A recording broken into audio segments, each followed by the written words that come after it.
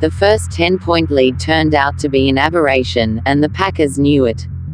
The Buccaneers dominated from the second quarter on to post a convincing 38-10 triumph over the Packers at Raymond James Stadium, and hand Green Bay its first loss of the season Sunday.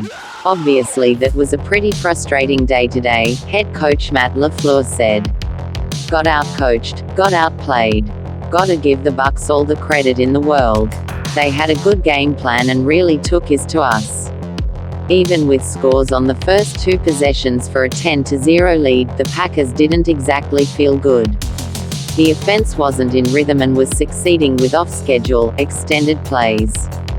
Then quarterback Aaron Rodgers did what he almost never does, throw a pick six.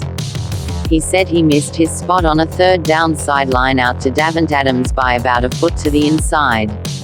Sitting on the short route, cornerback Jamel Dean snagged it and ran 32 yards untouched for just the third pick. K6 of Rodgers' career and second at Tampa Bay, strangely enough. He hasn't thrown interceptions on back-to-back possessions very often, either, but that happened, too.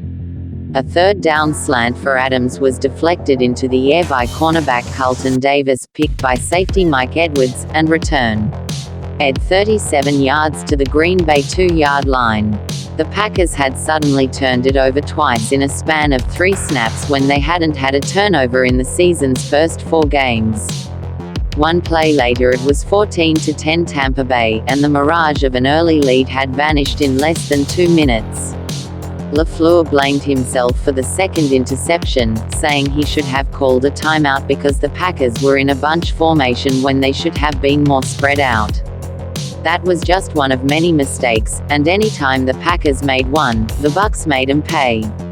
It definitely swung the momentum in their favor, LaFleur said. That was a significant part of the game. When Rodgers missed a wide-open Mercedes Lewis on Green Bay's next drive, another throw, like the interception to Adams, he wondered about the effect of a stiff crosswind. There seemed little hope for anything to turn around. It was 28-10 by halftime and 31-10 in the opening moments of the third quarter.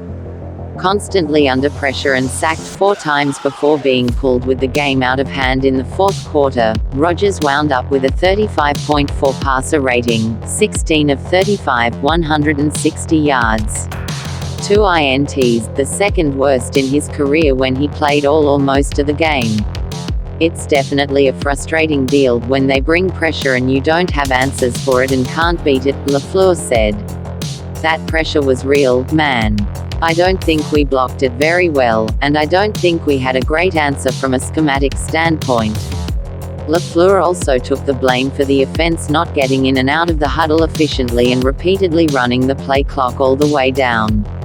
Rodgers called it a lethargic performance offensively, coming off a poor week of practice, with his and everyone else's timing disrupted pretty much all game. And there was no rally to be had, especially not after All-Pro left tackle David Bakhtiari left the game with a chest injury. The post-game hope was Bakhtiari would be okay. You can't have 3 and outs, you can't have negative yardage plays, and you can't turn the ball over. That's how you stem the tide, Rodgers said. We could feel it. It was 10-0 and it didn't feel like we were dominating the game.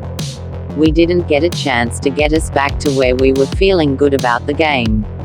Meanwhile, Tampa Bay QB Tom Brady didn't do anything spectacular, 17 of 26, 166 yards, 2 TDs, 104.9 ratings, but he didn't have any miscues.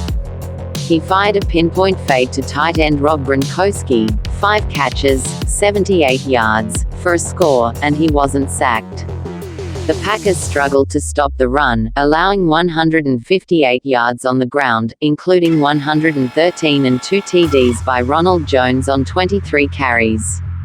Like the offense, the defense did little right after the first quarter, losing safety Darnell Savage, quad, and nose tackle Tyler Lancaster, shoulder, along the way. The loss has the Packers, at 4-1, looking up in the NFC North standings for the first time this season at the 5-1 Bears, who had beat and this same Bucs team a week ago Thursday.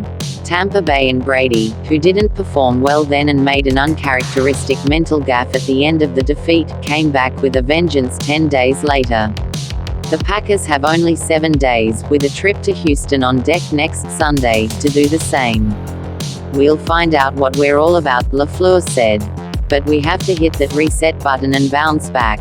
It starts by looking at the film critically, everybody looking inward, staying together, and learning from this. Because this is not fun. It was a pretty frustrating night." If you liked this video, hit the subscribe button to get more new updates. Thanks.